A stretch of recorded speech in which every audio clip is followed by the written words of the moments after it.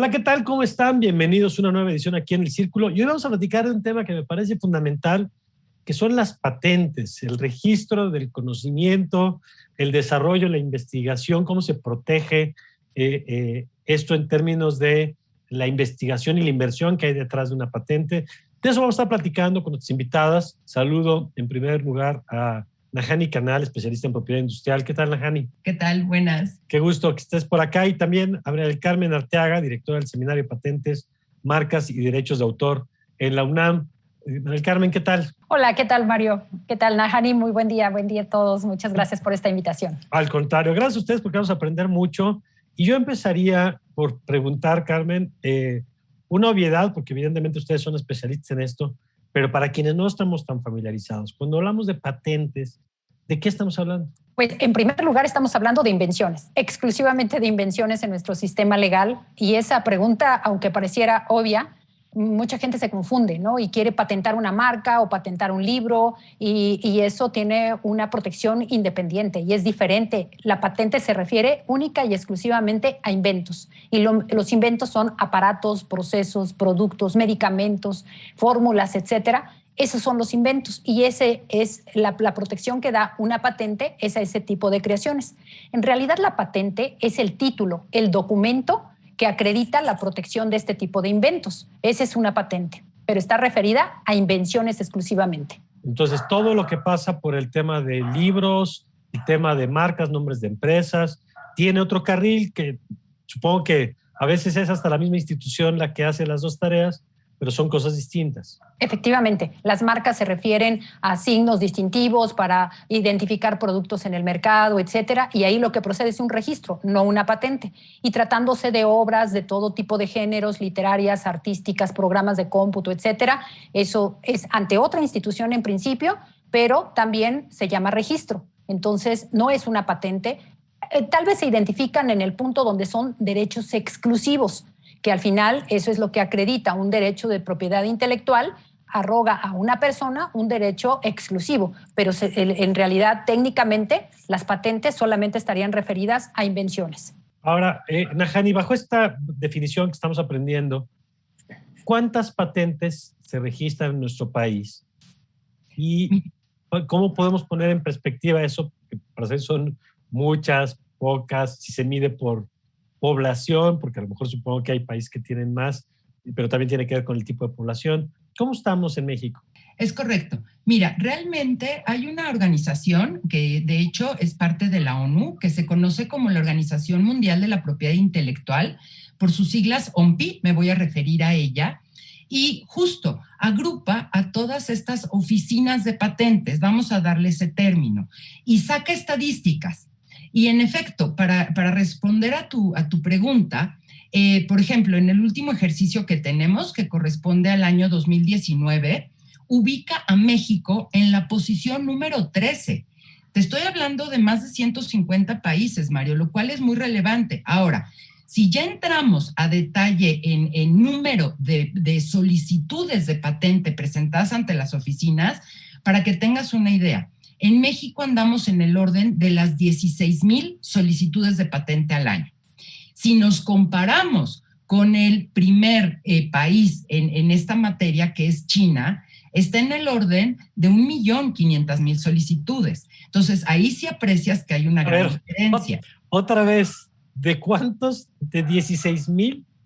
Que es el caso de México, ocupando en un año y ocupamos la posición 13. Ante la OMPI, en número de solicitudes de patente. Pero si ya lo comparas con el lugar número 1, es China, con 1,500,000 solicitudes de patente al año. Si te fijas, sí hay mucha diferencia. En cambio, si nos comparamos con la posición 14, es decir, un lugar abajo del que México ocupa, que en este caso es Francia, ellos están en el mismo orden de número de solicitudes de patente que nosotros. También son 16,000 al año. Entonces, realmente ocupamos una posición muy adecuada, muy decorosa a nivel internacional, pero sí hay una gran diferencia en número, en volumen. Y esto es, básicamente, se contempla con 5 países o 5 oficinas de patentes. Mario. China, obviamente, ello ocupa el primer lugar. Sí, Estados Unidos, Japón, Corea y toda la comunidad europea. Digamos que eso se les conoce como los 5 grandes en materia de patentes. Ya en los lugares posteriores ya pasamos a Alemania, India, Rusia, Canadá, Australia, Brasil, Reino Unido y México. Y nada más para darnos una idea, en el caso de Estados Unidos, no sé si tenga ya a la mano el dato de cuánto registra al año. En Estados Unidos son 597,000 al año solicitudes de patente. Ok, ahora, ¿por qué, Carmen, se utiliza muchas veces? Que es interesante ponerlo en perspectiva. Yo la verdad es que pensé que estábamos mucho más atrás, ahora que lo pone en perspectiva Nahani. Pero muchas veces se usa, y yo no sé si es correcto hacerlo así, como un paralelismo entre patentes y desarrollo e investigación de un país.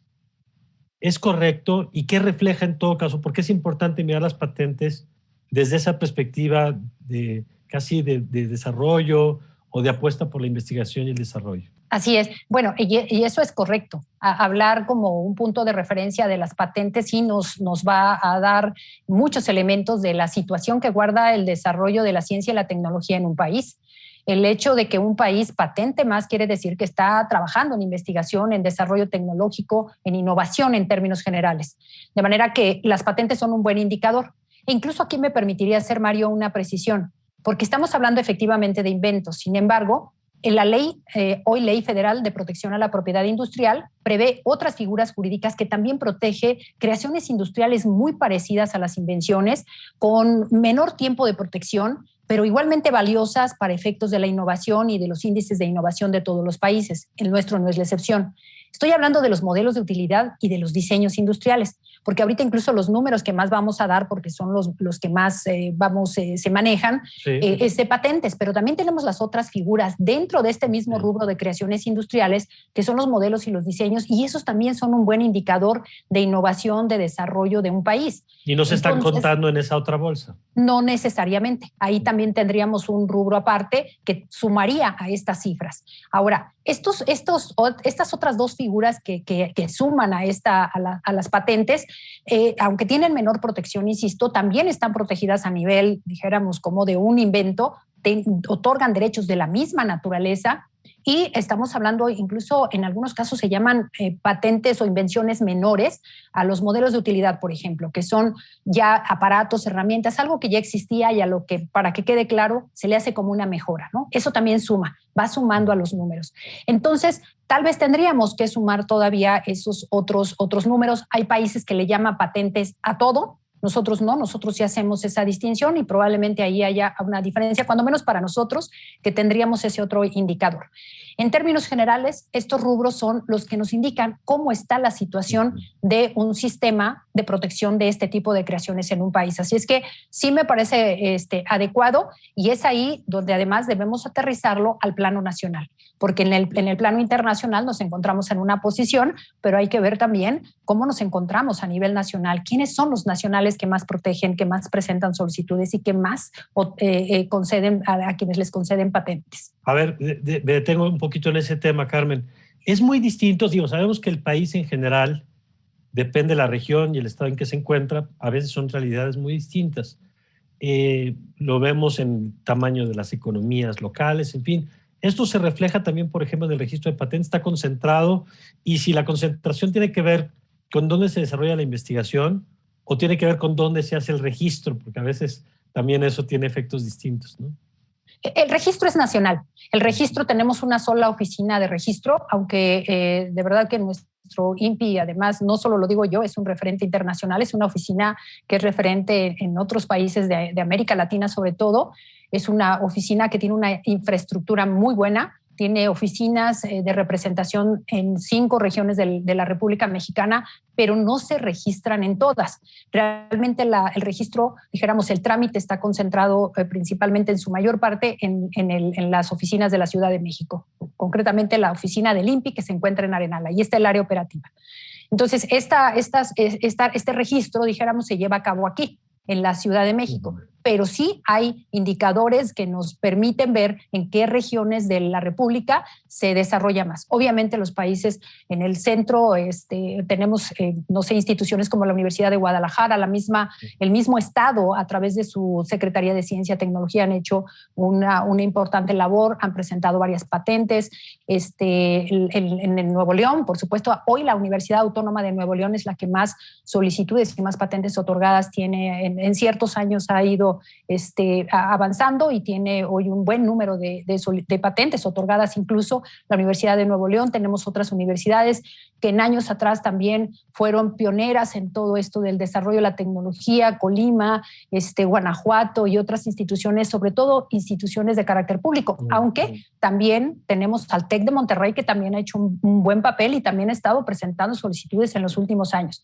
De manera que sí, creo que está más cargado hacia el centro norte, más que hacia el sureste, ¿no? Salvo que por ahí me esté saltando algún número, Najani, de alguna entidad del sureste.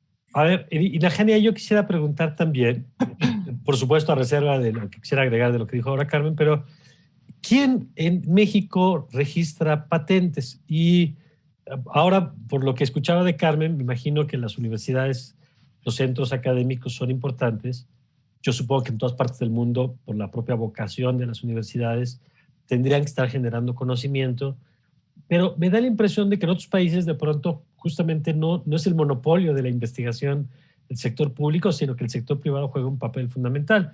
Lo hemos visto ahora con las vacunas y con un montón de temas donde son a veces colaboraciones, pero a veces es el sector privado el que está innovando.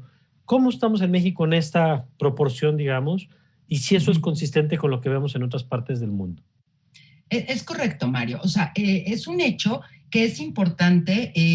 Cuando se presenta una solicitud de patente, se debe de manifestar la nacionalidad y un domicilio. Y estos datos son los que permiten hacer un análisis estadístico, justamente, de cuántas de esas solicitudes corresponden, en este caso, en el análisis para México, a nacionales, a mexicanos, y qué porcentaje corresponde a extranjeros que también vienen a presentar solicitudes de patente en México. Sí tenemos el dato. En promedio, porque obviamente cada año puede variar, pero digamos, en los últimos años, el promedio en México es que alrededor del 10% de las solicitudes de patente son de mexicanos. Y obvio, el 90% restante es de extranjeros, que ahorita me gustaría hablar de eso, porque tiene ventaja.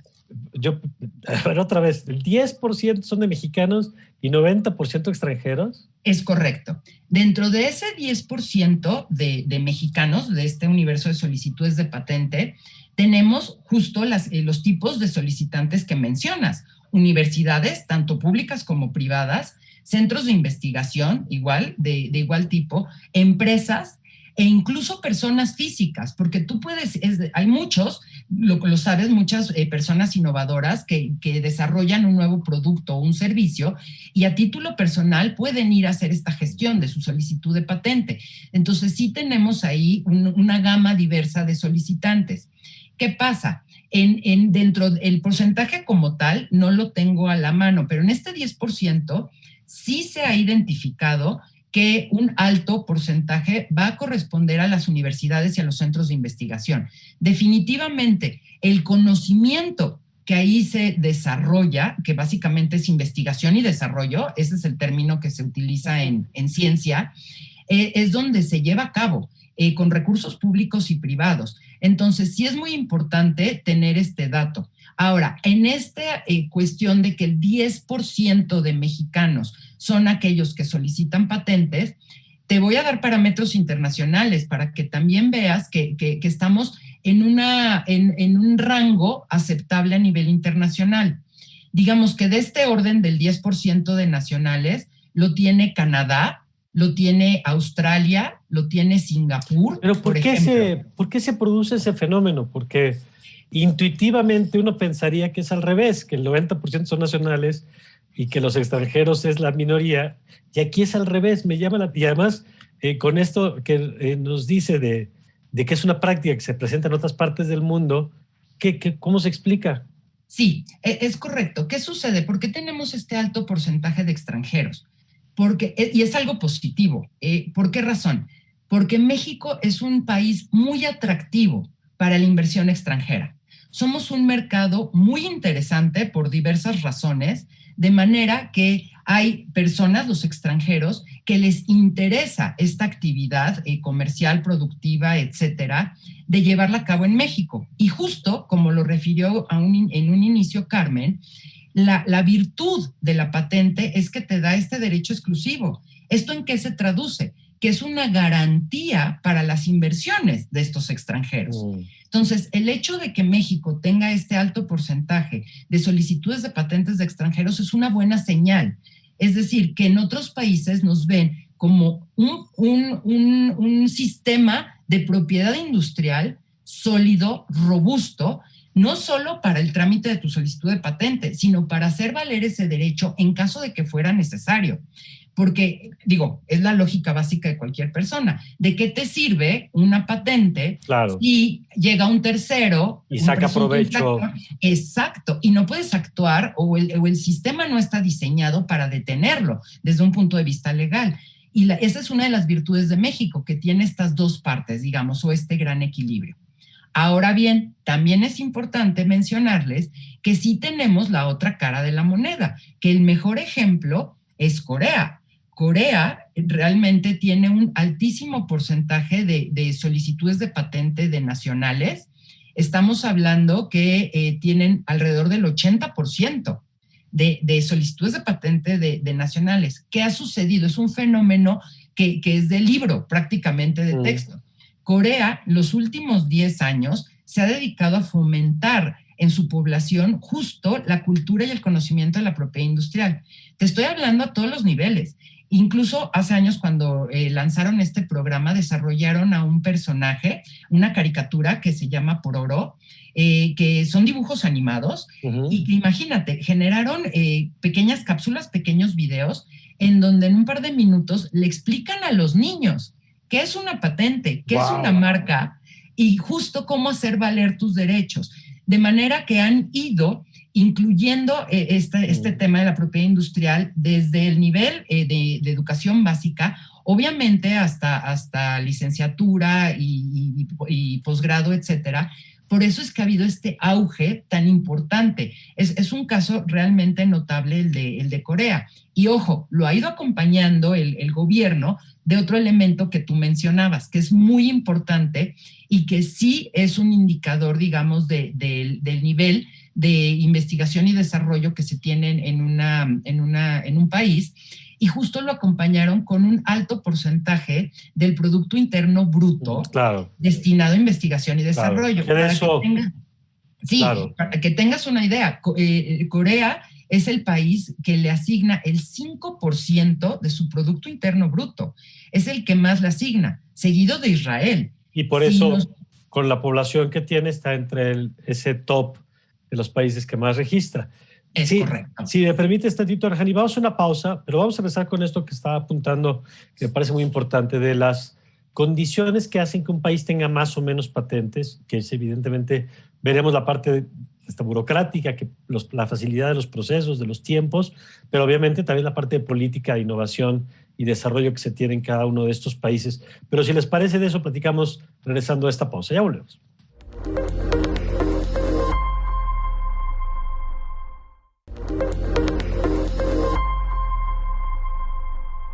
Estamos de vuelta y, Carmen, yo tenía una duda ahorita que escuchábamos a Nahani sobre el tema de la protección. Cuando uno registra una patente en un país, ¿en automático queda protegido en todo el mundo o tiene que haber un proceso de registro por país? Bueno, si quieren empezamos por ahí. Sí. Bien, este es algo muy importante, es importante de aclarar porque el común de la gente tiene la idea de que un registro sirve, es una protección a nivel internacional, y eso no es así. La regla general es que en cada país tenemos que registrar, pero ciertamente hay casos de excepción donde hay patentes regionales, como por ejemplo en la Unión Europea. Sin embargo, bueno, en términos generales sí, tendríamos que registrar en cada país donde el titular de esa patente está interesado en incursionar en ese mercado. Lo que bien señalaba Nahani, a quien le resulta atractivo un país, se tendrá que asegurar que en ese país se tenga un buen sistema de protección y defensa de sus derechos de propiedad intelectual. Entonces, quien no tiene registrada que no obtuvo su patente en un determinado país no tiene el derecho exclusivo. Podrá comercializar el producto, podrá producirlo, pero no tendrá esa posibilidad de hacerlo valer, es decir, de combatir a quien se lo esté copiando, porque ahí es conocimiento libre. Pero entonces puede ser que de esas 16,000 patentes que se registran en México, no necesariamente son registros de desarrollos del país, sino que pueden ser desarrollos de terceros registrados en el país. Sí, así es. En su mayoría, como bien lo señalaba también Ajani, más bien corresponde a extranjeros. La mayor parte de las solicitudes que recibimos en México son de extranjeros y un porcentaje solamente menor es de mexicanos. Esto, sin embargo, a veces se toma como que es un sistema, una falla del sistema. ¿Por qué estamos patentando más de extranjeros que de nacionales? Pero el sistema está dispuesto para recibir patentes de todo el mundo. O sea, nuestra oficina registra solicitudes de todas partes del mundo.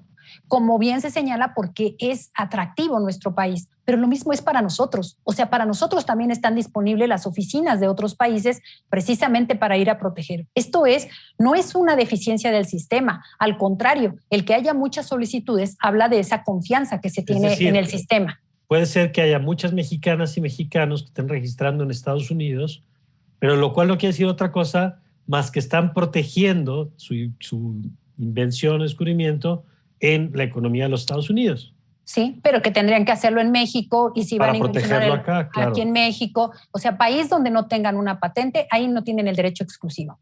Ok, ahora, en esta lógica, Najani, ahorita vamos a regresar a lo que planteaba antes sobre por qué en algunos países han logrado tener una política exitosa. Pero podemos saber, por ejemplo, cuántas de esas patentes que se están desarrollando en el país son resultado de innovación desarrollada en el país como tal y qué tantos de esas son registros que se hicieron en otras partes. Porque pienso que hay sectores que en México seguramente son más dinámicos, la automotriz quizá, que de pronto están vinculados con cadenas productivas, y donde pues, es natural, digamos, que tengas más investigación, mientras que en otros a lo mejor es más traer el producto ya simplemente para comercializarlo en México y se da una protección y cuentan historias diferentes, ¿no? Es correcto, definitivamente, digamos, dentro de este 10%, ¿no? Estimado que tenemos de solicitudes de nacionales, así como les mencionaba Carmen, de que también está muy focalizado en algunos estados, ¿no? Este desarrollo también es por industria. Y es correcto, el INPI hace un análisis, digamos, de cuáles son los sectores en donde se está presentando más este tipo de solicitudes de patente. Y en efecto, en México el automotriz es uno que despunta, que es muy relevante. También el farmacéutico es otro de los grandes sectores que acostumbran hacer esta protección a través de la figura de patente. Y también hay otro que se le conoce al rubro como de bienes de consumo, en donde podemos tener una gran gama, ¿no? Les voy a dar algunos ejemplos. Sería el caso de estos nuevos productos que tienen un boom, ¿no? A corto plazo en el consumidor, básicamente. Ese tipo también es, digamos, son las tres grandes categorías en las que protegen los mexicanos. En México, aunque suene, ¿no? Redundante, pero sí, porque justo puede ser allá, claro. En Estados Unidos, en otras partes, claro. Y tenías razón en la pregunta que hacías previamente. ¿De qué depende que una persona elija ir a proteger a un país o no a través de su patente? Pues va a depender justo de en dónde ve un mercado potencial. Pero es a todos los niveles, Mario. Sí, o sea, que como tal, ¿no? Ahorita el ejemplo que ustedes ponían de México y Estados Unidos. ¿Iría yo a proteger mi solicitud de patente en Estados Unidos si sé que allá hay un mercado? Es decir, si yo voy a poder vender mi producto, claro, si voy a tener la infraestructura, ¿no? Los canales para distribuir, etcétera. O sea, son decisiones estratégicas que se tienen que plantear las empresas, personas físicas, porque al final este trámite es una inversión, Mario. O sea, obviamente le tienes que destinar recursos y lo ideal es que los puedas recuperar. Por eso va a depender que tenga un posible éxito tu producto en ese mercado para que hagas este trámite. Esa sería en esencia la reflexión. A ver, y en ese sentido, Carmen, no sé si hay una respuesta única, pero ¿cuánto tarda una patente ¿Y cuánto cuesta una patente? Y voy incluso un poquito más, va a decir Carmen que no tengo llenadera, pero ¿cómo es el proceso? Porque yo pienso, cuando ustedes nos hablan de innovación, pues ¿cómo sabe un regulador, una autoridad, si hay antecedente o no hay antecedente? Hay un proceso de verificación de que de veras sea una innovación, se da por buena fe que lo que estás presentando es una innovación hasta que entras en controversia. ¿Cuál es el proceso, digamos, tanto administrativo como el que sigue una dependencia que hace este tipo de tareas? Bien, Mario, pues tu pregunta me gusta mucho porque me va a permitir explicar y desvirtuar algunos mitos que hay alrededor de las patentes en México, me parece, y en otras latitudes. En primer lugar, el procedimiento para el otorgamiento de una patente en promedio en México está en unos 3-4 años, tal vez 5 años cuando mucho. Y esto a ojos del ciudadano en común, dicen, ¿cómo es posible? Suena ¿Qué mucho. proceso tan burocrático? ¿Por qué se tardan tanto? Pero estamos en estándares internacionales. Es más, en algunos años, yo recuerdo hace algunos años, nuestros tiempos, nuestros plazos para las respuestas eran menores, por ejemplo, que la oficina japonesa. Con todo y que obviamente Japón es un país desarrollado y que su oficina es también un referente a nivel mundial. ¿Por qué es tan lento? Es que no es lento, es que justo está relacionado con la otra parte de tu pregunta, porque el examen que se hace es internacional, es decir, es una novedad absoluta. Verdaderamente los examinadores expertos que están contratados por el INPI no son abogados, o sea, no son los abogados que tramitamos las patentes, sino son expertos. De hecho, Nahani es experta, es científica. Nosotros los abogados pues ayudamos en la parte del trámite y a cuidar los aspectos legales, pero quien examina una solicitud de patente es un experto en las diferentes áreas de conocimiento de una solicitud de patente. ¿A qué lleva esto? A hacer un examen internacional. O sea, no es un examen, no es un trámite, no es un permiso para funcionar un establecimiento. No, claro. Al contrario, entra una solicitud y está sujeta a varios exámenes, a publicaciones legales que deben forzosamente agotarse esos tiempos hasta que llega un examen de fondo donde ya el examinador, el experto en el fondo de la materia, la va a revisar a nivel mundial. Y entonces ese examen, por supuesto, dependiendo de la complejidad de la invención, pues puede tardar más o menos. Entonces, eso es lo que nos lleva, y eso es lo que es importante aclarar, porque pareciera efectivamente que es un trámite burocrático. Ahora, otra cosa, ¿en qué incide esto en la seguridad, en la mayor o menor seguridad que tiene alguien por estos retrasos? En nada, porque, bueno, en alguna manera sí es importante tener el título, pero mientras está presentada la solicitud ya se tiene una expectativa de derecho. Es decir, yo ya puedo empezar a comercializar, salvo en aquellos rubros muy específicos como medicamentos que se llevan tiempo para hacer ciertas pruebas y promover ante otras instancias como salud, etcétera. Pero en términos generales, si mi producto respecto del que estoy presentando una solicitud de patentes, ya lo puedo vender, lo vendo. Y ahí viene el vínculo con lo que decía Nahani. Sí, claro. Si esto invierto se vende, claro, estoy recuperando la inversión, porque en tema de patentes es algo muy importante. Lo importante es que deje el dinero. Sí es cierto, hay que pagar.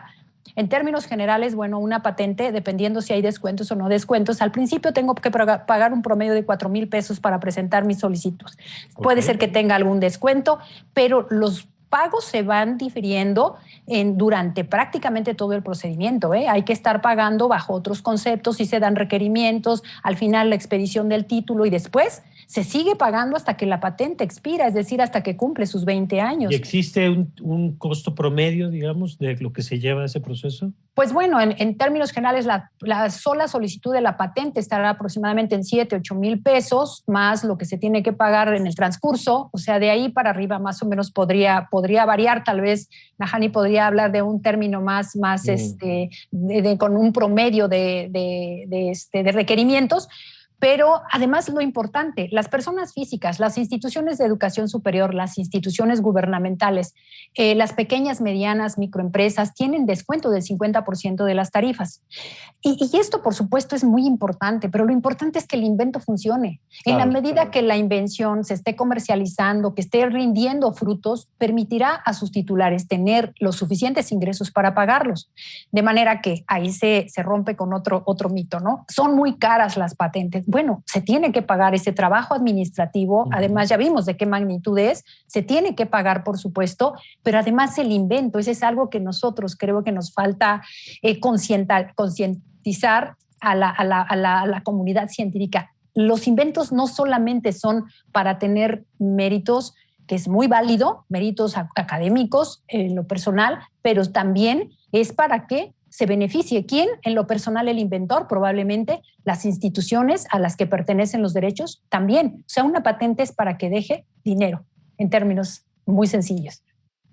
A ver, y ahí, Najani, si pudieras contarnos un poquito más de ese proceso que se hace que no se ve, pero que nos contaba ahora Carmen, pues suena fascinante de la investigación que acompaña la investigación para el registro de una patente, ¿no? Es correcto. Mira, realmente es entre comillas sencillo, porque la metodología es la siguiente. Tienes que tener a un experto técnico, ¿no? Si la invención es del área farmacéutica, ese debe de ser el perfil del examinador, ¿no? Que está llevando a cabo el análisis. ¿Cómo se realiza? La invención tiene ciertas características, Mario, que se le conocen como características técnicas.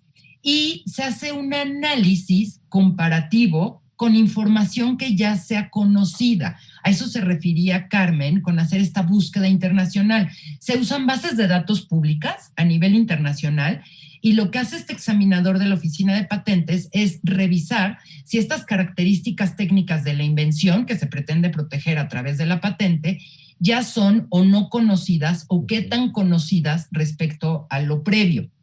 Ese es el análisis que se lleva a cabo. Obvio, es una negociación, si lo queremos ver en ese sentido amplio del concepto, entre el solicitante y la Oficina de Patentes, justo para lograr el punto medio en donde únicamente quede protegida en esa patente la materia que cumple con los requisitos legales que se tienen.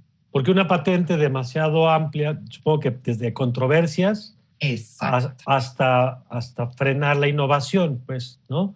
Es correcto. O sea, supongo que debe ser muy específico, como decía Carmen al principio, lo nuevo que se está registrando tiene que ser muy específico.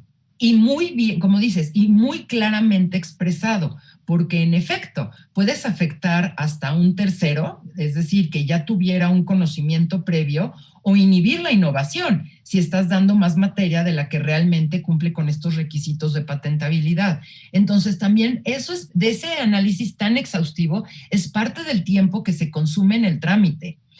Y como lo dijo también Carmen, a nivel internacional realmente el INPI tiene tiempos promedio muy adecuados. También te puedo dar el ejemplo que México maneja en promedio 36 meses, igual que Canadá, que Noruega, que Reino Unido.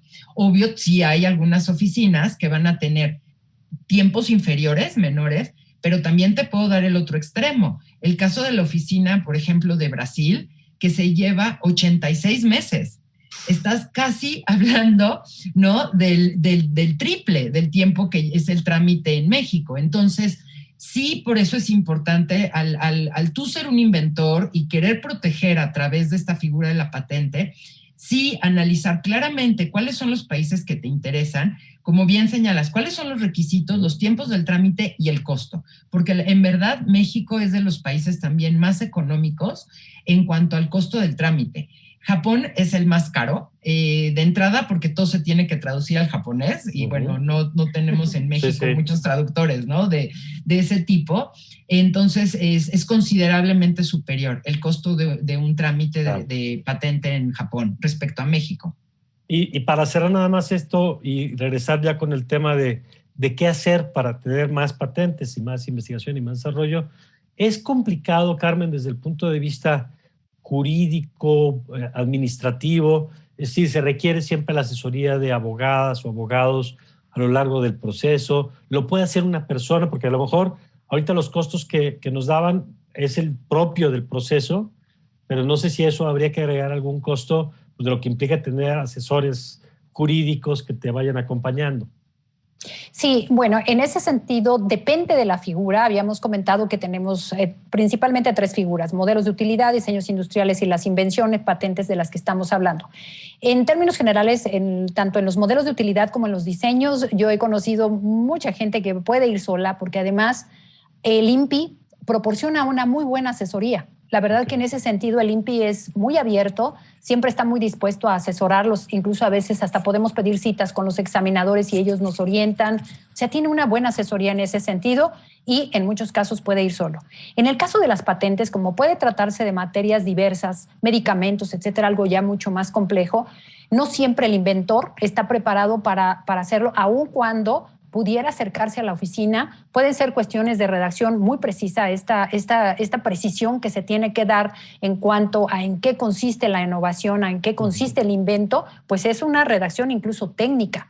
Ahí sí se requiere muchas veces el apoyo de un profesional, no solamente el mismo abogado, sino además tal vez alguien que tenga un poco más de experiencia en la redacción de las reivindicaciones, que esa es la parte central, fundamental de una patente, para saber exactamente en qué consiste el invento y que se pueda proporcionar a la oficina exactamente todos los elementos para proteger. De manera que la respuesta es sí, se tendría que contemplar el costo de los honorarios, los honorarios de un profesional.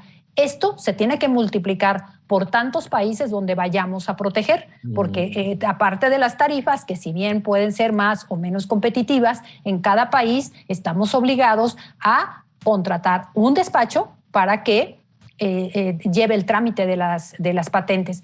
Eso también a veces encarece, por supuesto que va a encarecer, pero también tiene que ver con lo que yo comentaba. Si es exitoso el invento y está rindiendo frutos, por supuesto que pues eso será parte de lo que se solvente, ¿no? Muy bien, vamos a hacer una nueva pausa y regresamos con algo que ya han adelantado un poco nuestras invitadas, el tema de qué países están siendo más exitosos y por qué, y qué podríamos replicar. Ya nos han dicho cosas que se están haciendo bien en México, qué podríamos hacer mejor. Lo platicamos regresando al corte.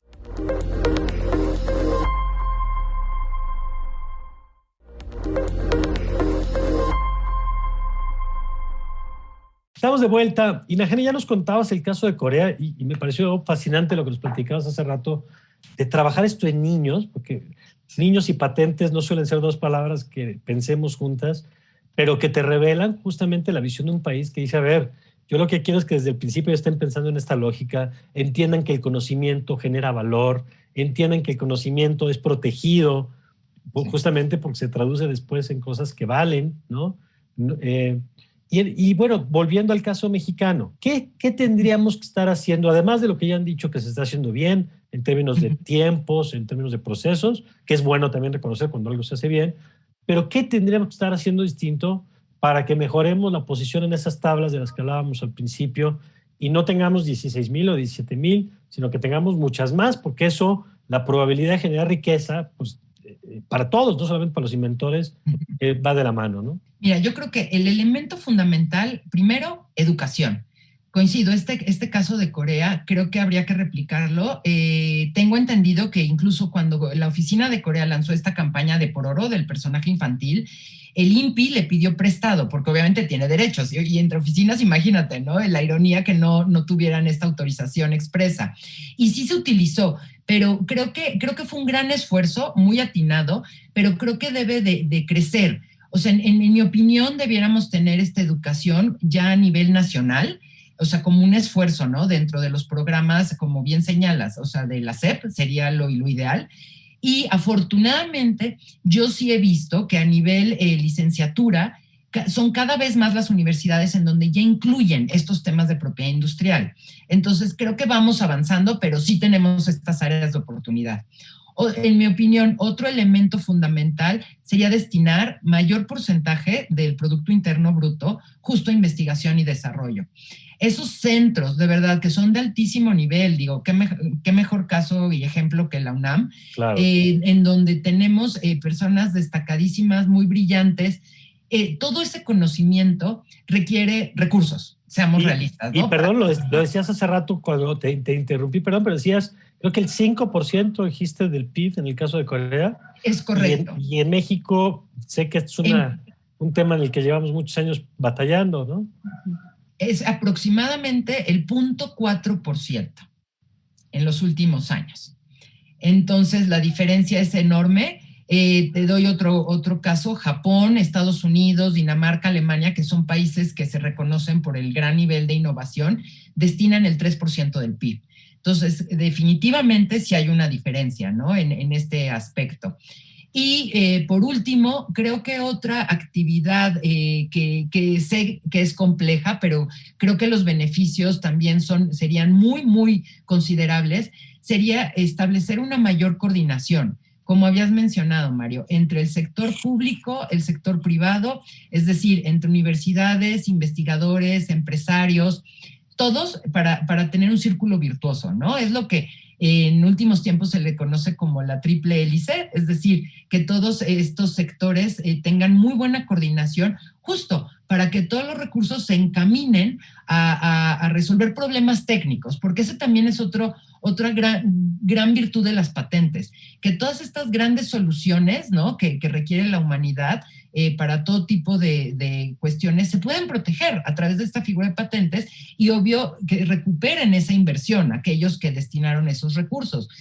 Lo decías, el mejor ejemplo de estos últimos tiempos de la pandemia son las vacunas. En efecto, hubo una gran coordinación y en muy poco tiempo, estamos hablando en menos de un año, se desarrollaron estas vacunas que antes en promedio llevaban 8 o 9 años. Claro. Entonces, este es otro gran ejemplo que una excelente coordinación entre todos los involucrados, autoridades, inversionistas, investigadores, tiene este tipo de resultados. Entonces, para mí serían esencialmente los 3 grandes pilares o ejes en los que podríamos trabajar para que hubiera mayor nivel de patentamiento de nacionales. A ver, siguiendo con esa lógica, Carmen, que planteaba Najani, decía el tema de la educación, desde la educación básica, pero también cultural, ¿no? De pronto entender que no es una cosa reservada por unos cuantos. Quizá por eso es importante lo que decía Carmen, de desmitificar un poco estos temas, entender a lo mejor qué puede ser una patente y qué no, porque a lo mejor tenemos que estar pensando que es una vacuna contra el COVID, y a lo mejor es una innovación mucho más modesta, pero que puede generar valor y que también hay que registrar, aunque no sea esa gran transformación, revolución. ¿Qué elemento agregarías, Carmen, a este proceso para, además del presupuesto, por supuesto, que ya decía Najani, de cuánto estamos destinando a la investigación, el desarrollo y la cooperación pública-privada? ¿Qué otros elementos agregarías si también pasa esto, por ejemplo, por la administración pública, los recursos? Porque a veces los recursos, pienso que un instituto que no tiene recursos o investigadores suficientes, pues generas cuellos de botella también que podrías acelerar. ¿Cómo lo ves tú? Bueno, yo creo que tiene muchas aristas, muchos aspectos que considerar. Francamente, la respuesta no es sencilla, Mario, no es nada sencillo, porque en efecto hemos tenido en los últimos años, podríamos hablar de que México tiene un sistema de propiedad intelectual sólido, robusto. Sin embargo, nos quejamos, y porque además así lo percibimos y porque así es, no hemos tenido el suficiente desarrollo, no tenemos muchas patentes, esa es la realidad. O sea, un 10% de solicitudes presentadas tampoco son todas las que se otorgan, porque eso habría que restar, porque en el camino se quedan algunas, y no porque sea culpa del INPI. Y tampoco de las instituciones, es un todo. No se tiene la claridad, se van los términos, los abogados nos podemos equivocar. O sea, las razones por las que una patente o una solicitud de patente no culmina en una patente pueden ser muchas. Pero el caso es que en términos reales no tenemos tantas patentes como ingresan, de manera que estamos todavía más bajos de ese porcentaje, un poco más bajos. Perdón, Carmen, por ese dato que me parece muy interesante, porque claro que habíamos estado hablando de solicitudes. Esto que dices ahora, de la distancia entre las solicitudes y las que se otorgan al final, no sé si tengan el dato a lo mejor de si estamos igual también que en otros países o si en el proceso estamos perdiendo más que en otros países por alguna de las razones que ya he explicado. Bueno, yo no tengo el dato, no sé si Najani lo tenga, pero no tengo el dato de exactamente en qué porcentaje estamos igual que otros países, en qué proporción, pero sí te puedo decir que eso es lamentable. Vamos, para nosotros como instituciones, como bien se señala, la UNAM es una de las más reconocidas, es por todos conocido que donde se realmente se desarrolla tecnología son instituciones como la universidad, como el Instituto Politécnico Nacional, Sinvestab, que es el posgrado del Instituto Politécnico, el Instituto Mexicano del Petróleo y, como señalaba antes, la Universidad Autónoma de Nuevo León, a veces ha sido también la que impacta el TEC de Monterrey, o sea, algunas instituciones públicas, privadas, la mayoría públicas, y que con todo y eso, que nosotros somos los que estamos más presentes en las solicitudes y en el otorgamiento de patentes, pues tampoco nosotros somos los que más tenemos y no es fuerte el impacto que a nivel nacional podemos tener en cuanto a esos índices. ¿Qué es lo que pasa? Los factores analizar son diversos. Ya Ana Jani señalaba algunos de ellos, pero creo que va más allá. El tema sería políticas públicas integrales desde mi punto de vista. ¿Por qué? Porque nos hemos centrado en rubros muy específicos. Si ya tenemos un sistema, entonces, ¿qué pasa? ¿No funciona? Sí funciona y está funcionando para nacionales extranjeros. ¿Cuál es la razón por la que los nacionales no patentamos? Habría que analizar cuestiones de educación, cuestiones de difusión. Tanto Najani como yo hemos trabajado en las instituciones y de verdad que nos desvivíamos por ir a difundir, dar un curso en las universidades, en escuelas públicas, privadas, en todos lados andábamos, en las empresas y nos llamaban, dando cursos, difundiendo la materia. Entonces, ¿qué pasa? Ese es el tema. Se tiene que tomar una acción a mayor escala, que esté en los libros de texto, empezar a inculcar a los niños desde muy pequeños esa cultura de la protección, de la innovación, de valorar lo creativo que pueden ser y los resultados que pueden obtener. Yo creo que esto es multifactorial. Y algo que yo sí he detectado, derivado de un estudio que hice hace algunos años sobre este papel importante que juega la propiedad intelectual como piedra angular del desarrollo científico y tecnológico de nuestro país, no es todo, pero es una piedra angular, es un punto muy importante. Y al menos en propiedad intelectual, lo que está faltando, desde mi punto de vista, es una política pública que atienda a las necesidades en muchos aspectos. Uno de ellos es el normativo, no a nivel de la ley porque otorgue menos o menores niveles de protección que otros países. No, en eso también estamos, dijéramos, competimos a nivel internacional. Creo que estamos un poco más hacia abajo en la normatividad menores, donde tenemos que centrar algunos esfuerzos, porque hasta ahorita, incluso a nivel de Plan Nacional de Desarrollo, las políticas públicas se han centrado en el combate a la piratería. Es decir, como si el combate a la piratería es lo único que hubiera como política pública en materia de propiedad intelectual. Ahorita estamos viendo en materia de ciencia y tecnología, la ley de ciencia y tecnología, que es al menos la que está vigente, la que determina cuánto es lo que se debe de destinar del PIB para ciencia y tecnología. Parece ser que en el proyecto está desapareciendo el porcentaje, al menos, bueno, salvo que se me haya escapado por ahí alguna modificación, pero no está quedando un porcentaje, como decía la ley de ciencia, que era al menos el 1%, nunca podía ser menor del 1%, pero es menor del 1%. Sí, sí. Entonces, ese tipo de aspectos que son esenciales para que en su conjunto van a colaborar, tendría que ser parte de toda esa política integral. No ver aspectos aislados. Uh-huh. Por supuesto, esa coordinación es muy importante porque todos tenemos algo que decir, desde la academia, desde la investigación. Y algo que sí hay que resaltar y reconocer es que el INPI, yo creo que hay funciones que no le tocan. O sea, el hecho de que la función de la oficina sea difundir, lo hace su trabajo, sí, y sin embargo los resultados no los tenemos. Porque es un tema, además, por lo que ustedes han estado explicando, en el que se vinculan muchos otros fenómenos. Pienso el tema de la política industrial, ¿no? Es decir, ¿qué tanto, por ejemplo, en el país se fomenta el desarrollo de industria propia y qué tanto simplemente se reproduce lo que se hace en otros lados? ¿Qué tanto se da esta vinculación de la academia con la industria, por ejemplo? Que, o sea, reforzando esto que apunta Carmen, en el sentido de que el registro es al final quizá el reflejo de un proceso que se origina mucho más atrás, ¿no? Sí, así es, y de la toma de decisiones muy importante en muchos otros sentidos. No nada más es el voy a presentar mi solicitud, voy a obtener mi patente, sino el verlo de manera integral, incluso hasta la participación de otros expertos en diversas disciplinas. El inventor que está trabajando en su laboratorio, él no se va a ocupar de estar haciendo estudios de mercado, prospectivas de cómo puede ir el invento en otros lados. Esos estudios no se hacen. La vinculación con el sector privado es demostrado que son las instituciones públicas francamente las que más invierten en el país, al menos me refiero a nacionales, porque por supuesto hay industria, pero en la asignación del recurso, de los recursos públicos para la investigación, evidentemente se va a las instituciones públicas, que son las que más presentan solicitudes, a final de cuentas, sí, pero la industria privada en ese sentido no tiene mucha presencia, pero la verdad es que sí participa apoyándose en las instituciones de investigación para que sean las que desarrollen y ellas de alguna manera colaborar o hacer alguna alianza, que incluso la Ley de Ciencia y Tecnología sí lo permitía, esas alianzas tecnológicas. El problema, vuelvo a lo que ya mencionaba, es de normatividad, que de alguna manera las cuestiones legales a veces se pueden convertir como en un límite, un tope a que prospere ese tipo de vinculaciones, y es válido, o sea, no quiere decir que esté mal. Lo que hay que ver es qué se puede hacer con la normatividad.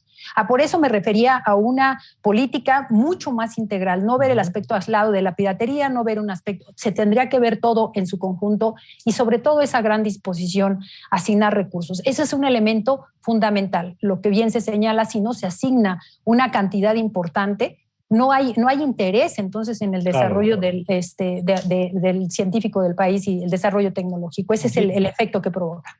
Y en ese sentido, Najani, lo mencionaba hace rato el tema de la industria automotriz. ¿Cuáles serían algunas de las mejores prácticas? Porque yo entiendo que hay veces a quien dice, sí, pero Corea tiene otro sistema educativo, y ¿no? Como que sienten que los referentes son tan lejanos que no deberíamos compararlos, que yo creo que sí hay que tomarlos y hay que aprender, porque no es casual que varias naciones asiáticas sean de las que se han mencionado aquí, el caso de China, el caso de Japón, el caso de Corea, que tienen que ver con sistemas educativos, que tienen que ver, si no aprendemos de ellos, pues de quién vamos a aprender. Pero incluso, Najani, comparándolo con la industria o con el propio país, ¿quién lo ha hecho bien? ¿Quién lo está haciendo mejor? Del que podríamos sacar lecciones para el resto de los sectores. En concreto el sector automotriz, fíjate, y se relaciona con tus dos comentarios, porque sabemos que muchas de estas industrias, digamos, los grandes fabricantes de autos, justo son asiáticos. Entonces, fíjate, y qué interesante, o sea, si bien es cierto, en México tienen una planta, ¿no? Que teóricamente era más en un esquema maquilador de inicio, justo por este cambio en la visión de desarrollo de innovación, de vamos a buscar alternativas, han creado incluso en estas fábricas que de origen se consideraban meramente maquilar, ya tienen también centros de innovación. Entonces, justo le están inculcando a esos trabajadores que si encuentran formas de mejorar, lo decía Carmen, no tenemos que pensar que una patente es una vacuna para COVID, no, son pequeñas mejoras al nivel de un proceso, eso es lo que están protegiendo en la industria automotriz. Si tú tienes un proceso de 5 etapas y te lleva 5 horas y el equipo, los que están en el día a día, encuentran la manera de eliminar una etapa o disminuir el tiempo del proceso, esa mejora, si cumples con los requisitos de patentabilidad, puede generarte una patente. Entonces, creo que es esta visión que debe de tener en el día a día cualquier persona haciendo su trabajo, lo que ha ido provocando estas mejoras en las industrias, particularmente la automotriz, que creo que además se les incentiva. O sea, si tú eres un trabajador y generas este tipo de propuestas que llevan a mejoras, obviamente hay una recompensa, porque a la larga, pues la empresa está ahorrando, ya sea tiempo o dinero, ¿no? De alguna manera. Claro. Pues qué importante que estemos hablando de esto. Yo quisiera nada más, Najani, una valoración sobre esto que apuntaba un poco Carmen. En México la política, ya lo dijimos en el tema de la inversión, que estamos muy lejos de lo que deberíamos, pero hoy la política industrial, que hemos tenido aquí mesas en este programa donde alguien nos ha dicho, es que no se ve clara en este momento la política industrial de hacia dónde va, dónde se están poniendo los acentos, salvo a lo mejor algunos sectores como el energético nacional, en fin, pero ¿se ve un empuje para avanzar en esta agenda de la que hemos platicado a lo largo del programa? Básicamente no. Coincido con Carmen. Creo que necesitamos este diseño estratégico de política justo para ir llevando a cabo acciones que realmente generen este crecimiento, este empuje, porque sí tenemos, la verdad es que buenas instituciones, algunas buenas leyes, pero falta justo esta congruencia, esta gran coordinación. Lo que sí cabe resaltar, Mario, que creo que va a ser positivo, es gracias a la firma del TEMEC. Como tú lo sabes, todos estos acuerdos comerciales de ese nivel tienen un capítulo de propiedad intelectual. Entonces, obviamente hay obligaciones que ya debemos de estar cumpliendo y en mi opinión se debería de tomar esa oportunidad justo para implementar estas nuevas obligaciones, para tener esta visión estratégica, ¿no? Esta política integral. Creo que sería el gran momento para hacer esa gran revisión con todos los sectores involucrados y tener el mejor resultado posible. Esa sería mi conclusión. Pues yo les agradezco mucho porque nos han ayudado a entender la complejidad de este tema. En el ánimo de, como ustedes señalaron, de que se hable más de estos temas, ojalá podamos repetir dentro de algunas sesiones otra vez esta conversación, ver cómo se va moviendo, analizarlo a la luz incluso de fenómenos como este del Telecan o de la nueva versión, digamos, y ver pues, lo que están haciendo también las universidades y diversos actores para empujar este tema. Carmen, muchísimas gracias por estos minutos, por habernos acompañado. Al contrario, Mario, muchas gracias y ha sido un gusto coincidir además aquí con Nahani, pero hablar de estos temas que son de interés para todos. Gracias. Cómo no, sin duda. Nahani, muchas gracias. Gracias, un gusto. Gracias a los dos y gracias a usted por habernos acompañado. Yo le invito a que continúe con nuestra promoción aquí en Justicia TV. Yo soy Mario Campos y le deseo, como siempre, que tenga usted un magnífico día.